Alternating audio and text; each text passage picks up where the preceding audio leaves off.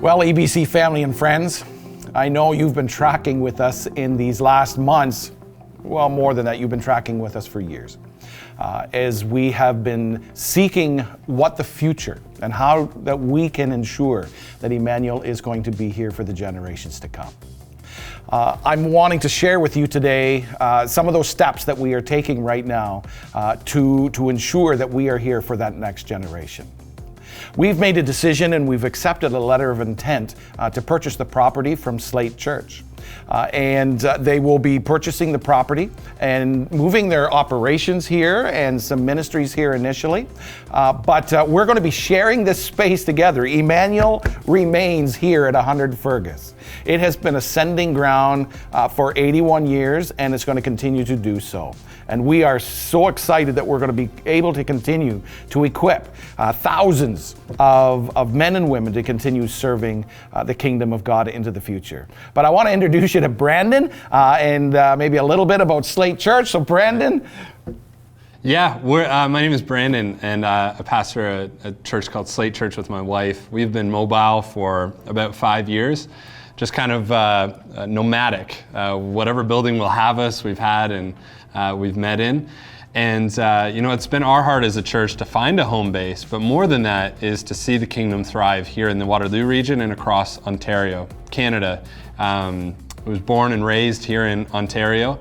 And one of the passions that we've had as a church actually for quite some time is education. We started a couple of years ago something we call Slate School, which is an attempt to educate people in our own church. And that vision had continued to broaden when we met Neil and the rest of the crew here at EBC, and our hearts were really aligned in a lot of the conversations that we started having. We started as a young, kind of brash, like really excited church that was excited to get out of the gate and plant a church. And only a few years in, we realized we're better together. And long before meeting Neil and again, everybody else here at EBC, we knew that the best wins in the kingdom were wins that we got together. And so immediately, I think there was just a shared heart connection between us, both for the future ministry here in Ontario. Not even just in Ontario, I'm sure, and I know EBC has sent missionaries all around the world. But there was a lot of good conversation that started right from the beginning. Right. And it's really important for you to know that this is really about kingdom building. That's been the conversations that we've been having all along.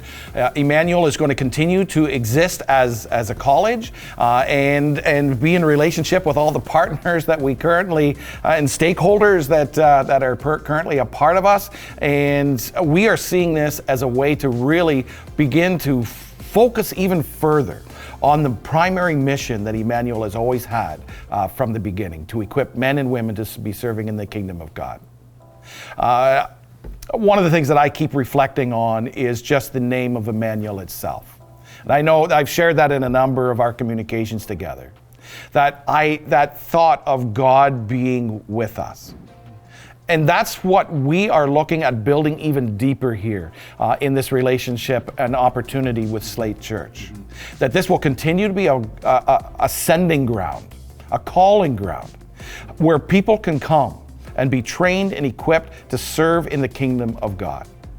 And I'm just so excited in the conversations that we've been having that this is really about kingdom building. Yeah. This isn't about building EBC's empire or Slate's empire. Yeah. It really is, how do we come along together and support and build the local church and support and network together and leverage the skills and abilities. I'm so excited about the opportunities that we're going to be having together to strengthen the experience, both educationally and practically, for our students here on campus. Yeah, one of the most important things that we were looking, when we were looking for a home base, is we were looking for a space that wouldn't sit empty between our regular, churches usually use a building on Sundays, maybe on Wednesdays, maybe Fridays. It just sits empty.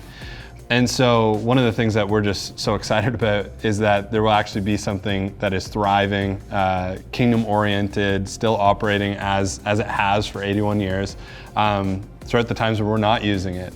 In addition to all that, as you were alluding to, some level of shared services. I think that there's certain things that benefit the local church that will benefit from, whether it be sending some of our young people to a gap year program with you, or future people feel called to ministry into your programs, or our ability to come alongside in things like media or whatever else. And so there's already been, some really creative thinking of not only how we could share the space, but how we could also share some level of services in seeing these kingdom wins. Right. It's funny that you mentioned that in terms of the church just using it on Sundays and in the evenings and weekends primarily. I mean, one of my first visions coming into this place, I'm a church planter at heart, and coming into this place going, this would be a fantastic space for a church. And they would use it the opposite time that we need as a college. I'm really feeling God is leading us in this direction, and just excited about what the future holds. And that this, and most excited that Emmanuel is going to be looking to be here for the next generation, and going deeper and further and broader. And so I invite you to join, continue to join with us, continue to partner with us as we together continue to see Emmanuel be that place that can be equipping men and women for service in the kingdom of God.